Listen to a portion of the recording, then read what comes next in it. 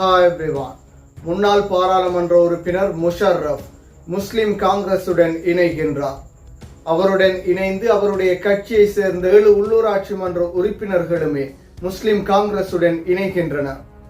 அரசியல் ரீதியிலே பல கருத்து முரண்பாடுகள் காணப்பட்ட நிலையில் தற்பொழுது பிரதேச சபையை அமைப்பதற்காகவும் எதிர்கால அரசியலுக்காகவும் ஹக்கீம் மற்றும் முஷர்ரஃப் ஒன்றாய் இணைகின்றனர். பாராளுமன்ற உறுப்பினர் ரிஷாட் பதியுதீனின் அகில இலங்கை மக்கள் காங்கிரஸ் கட்சி சார்பாக அரசியலிலே புகுந்த முஷர்ரஃப் இன்று முஸ்லிம் காங்கிரஸ் உறுப்பினராக மாறுகின்றார்.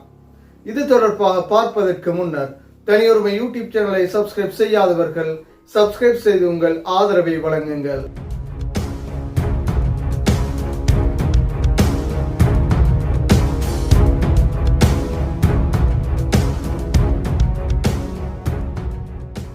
தற்போது பாராளுமன்ற உறுப்பினர்களாக செயற்படும் அதே போன்று முன்னாள் பாராளுமன்ற உறுப்பினர்களாக செயற்பட்டு இன்று பல கட்சிகளாக உடைந்துள்ளவர்களின் தாய் கட்சியாக காணப்பட்டது முஸ்லிம் காங்கிரஸே. முன்னாள் முஸ்லிம் காங்கிரசின் தலைவர் அஷ்ரப் அவர்களின் காலத்திலிருந்து பலர் முஸ்லிம் காங்கிரஸில் இணைந்து செயற்பட்ட நிலையில் பின்னர் அவருடைய மறைவிற்கு பின்னர் முஸ்லிம் காங்கிரஸ் உடைந்து பல கட்சிகளாக தோற்றம் பெற்றது. அதில் பிரதானமான கட்சிகளில் ஒன்றாக ரிஷாட் பதியுதீனின் அகில இலங்கை மக்கள் காங்கிரஸ் கட்சி காணப்படுகின்றது. அகில இலங்கை மக்கள் காங்கிரஸ் கட்சி ஆரம்பத்திலே மன்னாரை மையப்படுத்தி இயங்கி இருந்தாலும் அதன் பின்னர் கிழக்கிலங்கையிலும் அதிக அளவு ஆசனங்களை பெற்றுக் கொண்டது. அதே போன்று இலங்கை பூராகவும் பாராளுமன்ற உறுப்பினர்களும் அகில இலங்கை மக்கள் காங்கிரஸ் சார்பாக உதயமாகி இருந்தனர். அதன் அடிப்படையில் 2019 ஆண்டிலிருந்து பாராளுமன்ற உறுப்பினராக அகில இலங்கை மக்கள் காங்கிரஸ் சார்பாக தெரிவு செய்யப்பட்ட ஒருவராக பாராளுமன்ற உறுப்பினர் முஷர்ரஃப் செயற்பட்டிருந்தார். என்றாலும் அகில இலங்கை மக்கள் காங்கிரஸ் கட்சியுடனும் கட்சியின் தலைவர் ரிஷாட் பதியுதீனுடன் முரண்பாடுகள் ஏற்பட்ட நிலையில் அந்த கட்சியிலிருந்து வெளியேறியிருந்தார். இந்த கட்சியிலிருந்து வெளியேறி இம்முறை சிலிண்டர் சின்னத்திலே பாராளுமன்ற தேர்தலிலே போட்டியிட்டாலும் படுதோல்வி அடைந்திருந்தார்.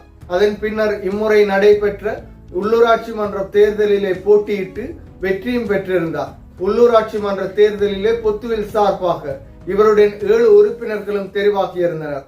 இவர்கள் 7 பேரும் இணைந்தே தற்பொழுது முஸ்லிம் காங்கிரஸில் இணைவதற்கான பேச்சுவார்த்தைகள் நிறைவடைந்த நிலையில் உத்தியோகபூர்வமாக நாளை காலை 9:30 மணி அளவிலே இவர்கள் ஒன்றாய் இணைய உள்ளனர். அதன் அடிப்படையில் ரவுஃப் ஹக்கீம் முஷர்ரஃப் இருவரும் ஒரு கட்சியின் கீழ் பயணிக்க உள்ளனர்.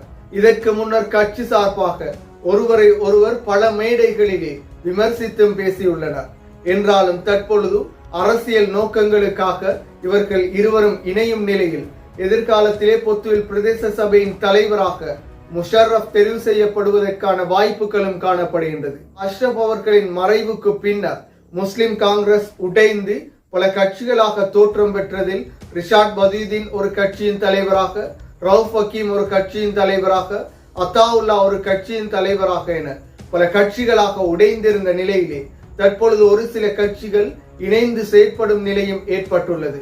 ஹிஸ்புல்லா இடையிலே முஸ்லிம் காங்கிரஸில் இருந்து விலகி இருந்தாலும் தற்பொழுது முஸ்லிம் காங்கிரசுடனே இணைந்துள்ளார். என்றாலும் இந்த முஸ்லிம் கட்சிகள் அனைத்தும் ஒன்றாக இணைந்து செயற்படுமாக இருந்தால் இன்னும் பிரதேச சபை பாராளுமன்றம் என்று அனைத்திலும் அதிகளவான ஆசனங்களை பெற முடியும். இந்த சமூகத்திற்கான ஆசனங்களாக காணப்படும், சுயநலமற்ற அரசியலாக காணப்படுமாக இருந்தால் இன்னும் பல அரசியல் வெற்றிகளை இந்த தலைவர்களால் பெற முடியும். மீண்டும் ஒரு வீடியோ பதிவில் சந்திக்கும் வரை தனியுரிமை யூடியூப் சேனலை சப்ஸ்கிரைப் செய்யாதவர்கள் சப்ஸ்கிரைப் செய்து உங்கள் ஆதரவை வழங்குங்கள்.